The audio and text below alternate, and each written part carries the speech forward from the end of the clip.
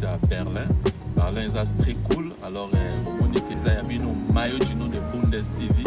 Alors, il y a sous alors pour si ça il y a une biso Monique il faut que ça la quand même na respect avant maman na biso. Oui, balandi ya maillot du nom de Bundes TV to eli susu pona ko pasola mpoke mosusu ezali solo na biso moko ya kitoko. Vous abonnez na maillot du nom de Bundes TV. Oui, bonjour à tous, c'est votre humble serviteur Mayo Gino de Bundes. Nous sommes venus.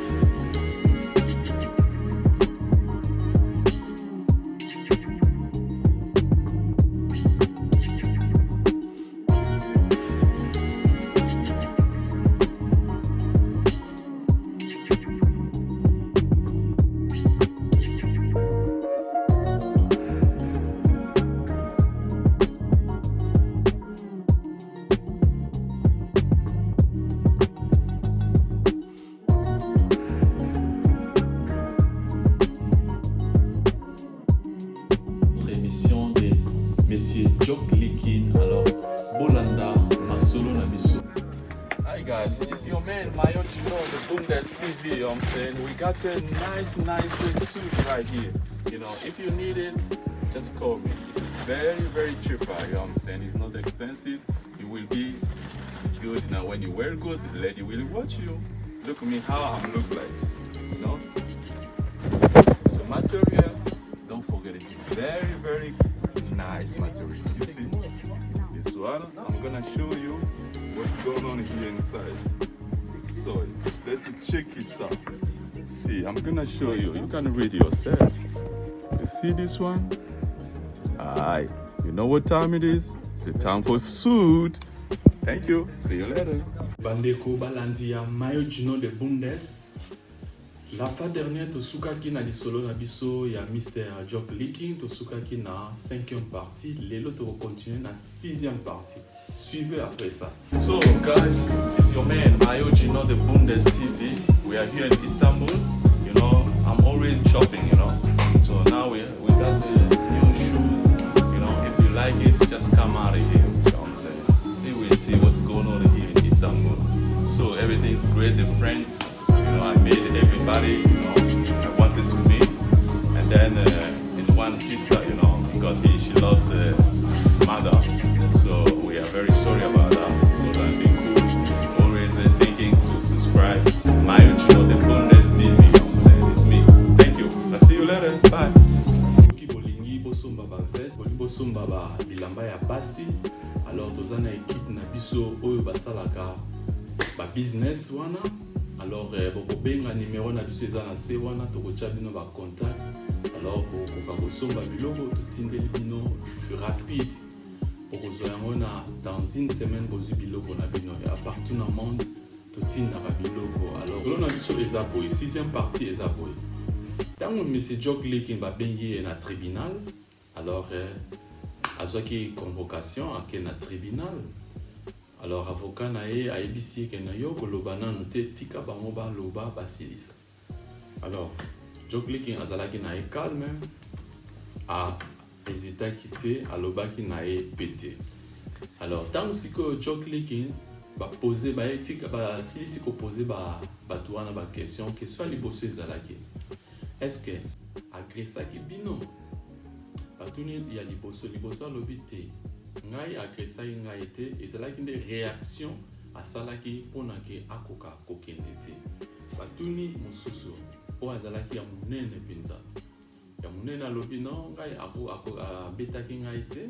Ezalaki ke tango abandaki kotindika biloko na aéroport alors esalaki ke etutai ngai mais esalaki ngai eloko moko te. Batuni ya misato.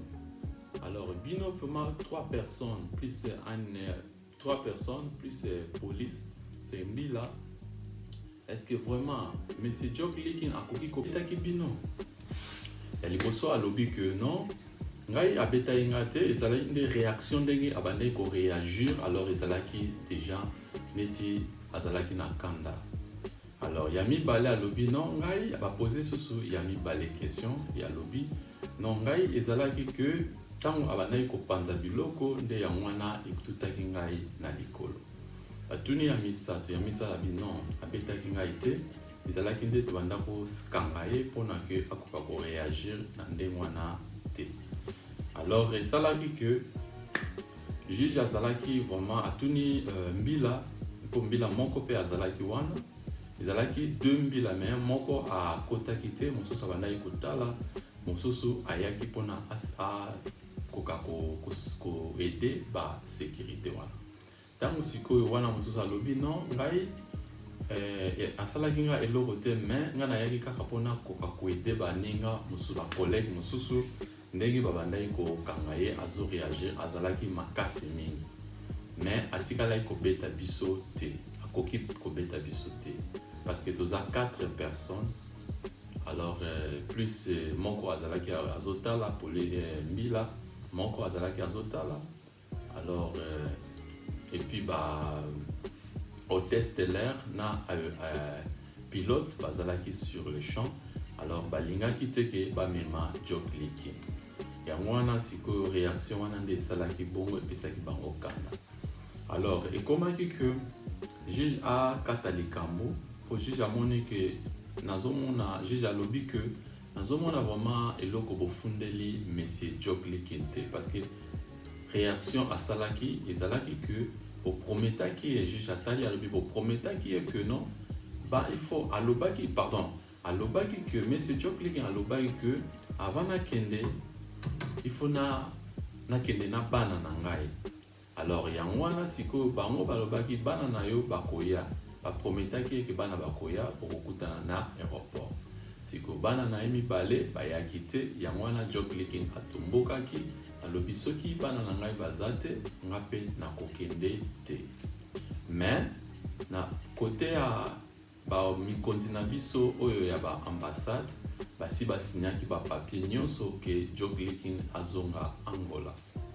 Alors wana ezalaki réaction ya autorité na biso, bango bazalaki na problème te parce que Jock Likin ntango ayaki azalaki na preuve nyonso. Alors balingaki te ke basala mbeba, sinon bakoakize bango na ka ya monsieur Jock Likin. Alors esukaki wana après débat bimisaki monsieur Jock Likin balobi juge akati abeti alobi que ngana moni motif moko bo fundeli monsieur Jock Likin te. Alors Jock Likin il est libéré, abeti nini na wana pom wana Jock Likin azalaki libéré. Mais eloko juge ayebisaki monsieur Jock Likin que ndenge okei oko sala musala, tu vas travailler, mais on va pas te payer l'argent. C'est que tu vas commencer à travailler pendant 2 semaines. Non, ils ont dit pendant, Jock Likin alobaki, pendant 3 mois, pendant 3 semaines. C'est que balobi que oko sala musala pendant 3 semaines, mais bako futa yote pona biloko oyo opanzaki na kati ya aéroport. Wana ezalaki pona ba juge ndenge bakataki likambo nde babeti nzete na ye wana. Alors marteau, alors dossier esilaki que non, Jock Likin alongaki aganyaki procédure. C'était un peu ça. Alors kozonga ya monsieur Jock Likin na bakendaki libanda na avocat na ye alebisi ye que non, c'est bon, tout c'est bien passé.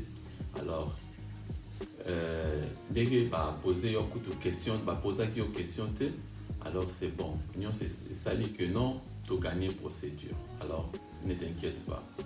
Alors Jock Likin azongaki azui train na ye, azongi na mboka na ye oyo abandaki kovanda.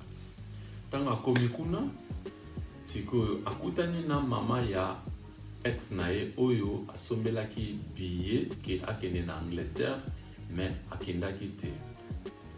Sikoyo aye kotala Jock Likin na mwana ayebisi Jock Likin que alingi susu mobali na ex na ete alingi azonga na monsieur Jock Likin.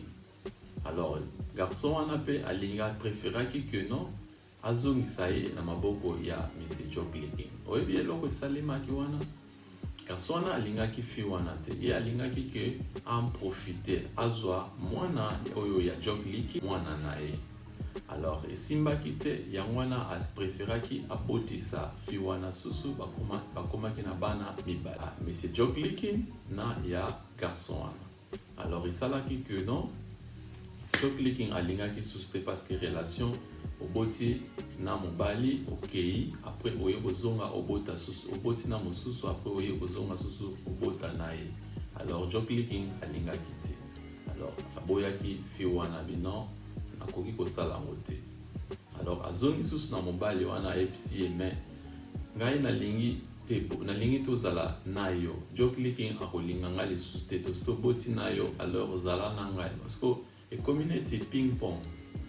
Mwasi aokende pa ya job leaking alingi kosentir ata mwasi wana te kaka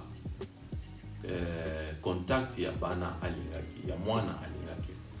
Siko kuna pe ye pe alingi kosentir mwasi te se koyeba te asala nini parce que job leaking alingaki fi wana makasi azalaki vraiment alingaki vraiment azalaki trop jeune. Alors fi wana alingaki pe job leaking mingi mais bokabwani oyo bayaki po bakanga job leaking akimi ye fi wana nde muta ayidaki job leaking ke akoka kobima akende sinon te balingaki bazongisa Mr. Job leaking esali que non fi a se retrouver ye moko. Alors azongeli mobali wana mama papa ya mwana na ye ya mibale garçon wana pe esimbaki te batiraillement ti bayeko koka. Alors tango ekomi wana sikoyo fi wana aye ko changer mboka akenda mboka mo ville mosusu alingi pe mobali mosusu. Alors histoire na ye esalaki nini esukaki nano wana sikoyo tango siko procédure nyonso eleki malamu. Alors job leaking azui nkanda na ye. Alors job leaking abandi kotanga bayebisi job leaking pona ke yo okendaki na Angleterre na UK omelaki mingi kuna ndenge ozongi okosala cours ya intégration.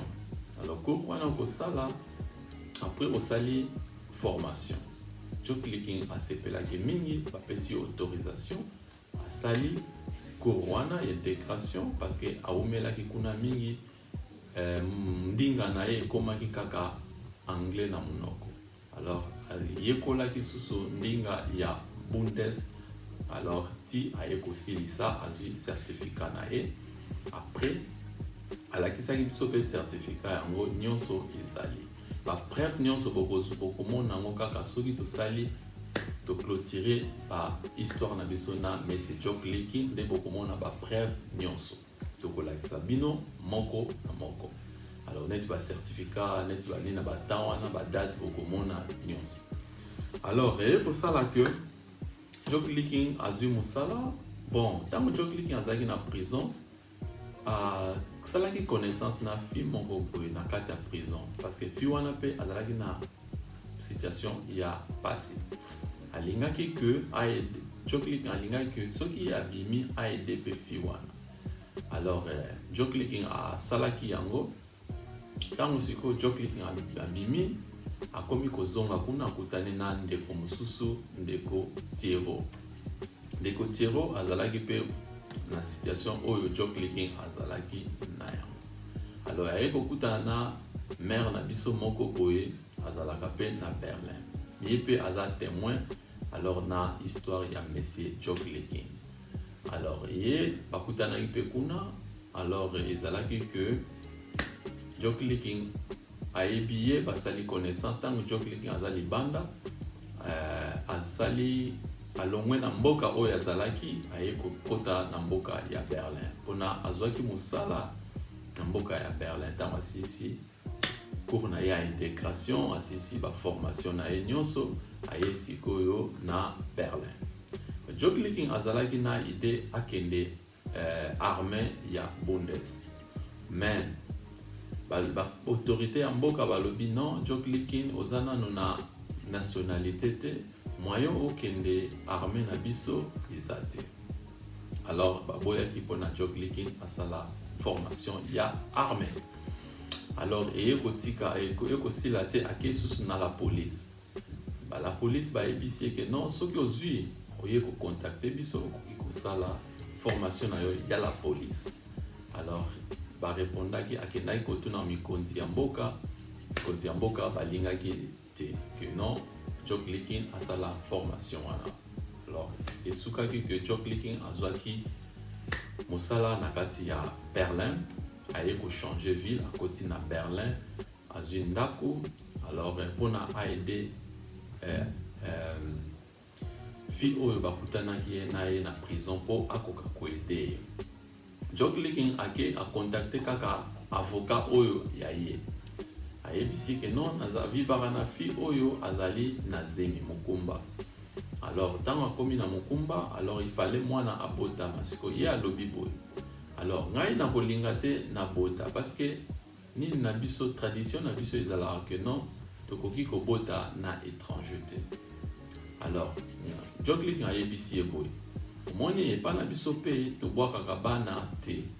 To sundolaka bana te.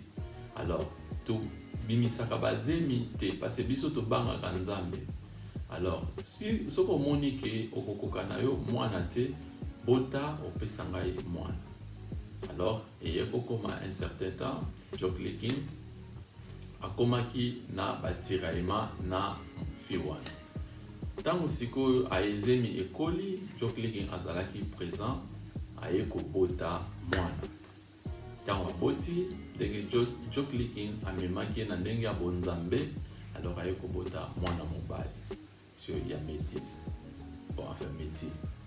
Alors eye ko sala que non comme bango famille na bango baza ba asiatique bakoki ko bota na noirté. Alors esalaki que non akoka ko tika mwana akende na ye. Tango azwi Jock Licking a aidé azwi makambo na ye nyonso nkanda. Alors Jock Licking a kotika ye libre. Et ezalaki procédure mosusu ke ya tribunal parce que ye alingaki mwana mingi. Mais eye kokoma alingaki mwana te. Comme Jock Licking alingaki mwana pe mingi, eye kokoma procédure que non il faut bakende tribunal, juge il faut à 4. Akendaki tribunal na monsieur Jock Licking. Après Jock Licking ba pesa ki raison pa ya maman. Maman va pesa nini raison parce que il faut azamwana azamuke, il faut azalana tous les deux parents. Mais comme ekomi problème ya tradition na bango, alors akokaki na ete jour asuka ayaki a aider Jock Licking na ndako babongisi biloko ya mwana. Après aye kosimba nzela ke ezalaki jour ya suka oyo mama ya mwana wana ayaki ko aider monsieur Jock Licking et puis akendaki na ye libela. Ti lelo mwana wana azali mwana kola akoma déjà un grand garçon, mais Jock Licking nde abokolaka mwana wana parce que Jock Licking azo vivre kaka na ville na biso ya Berlin. Ezalaki bongo ya bino Mayo Gino de Bundes TV. Alors lisolo ya Mr. Jock Licking. Alors mwana wana sa koli. Alors prochainement tu peux continuer comme en étape situation ndenge ni continue ki na mwana na Jock Licking. OK, merci. Ezalaki ya bino Gino Mayo de Bundes TV. Alors it's me. Alors natiki bino nzamba pambola bino azala bino. Alors prochainement tokolanda 7e partie ya lisolo na biso ya Jock Licking. Merci, on est ensemble, que le Seigneur vous protège. À bientôt. Merci. Ciao. Oui, ladies and gentlemen, vous avez suivi notre programme d'aujourd'hui avec Mayo Gino de Bundes. Alors c'était l'histoire de Mr. Jock Licking. Alors vous écrivez s'il y a des commentaires, alors commentez. Le Seigneur va vous bénir. Alors on est ensemble. Ciao. Bossa Boni, ne Mayo, Gino de Bundes TV. Wow. Bossa Boni na Mayo.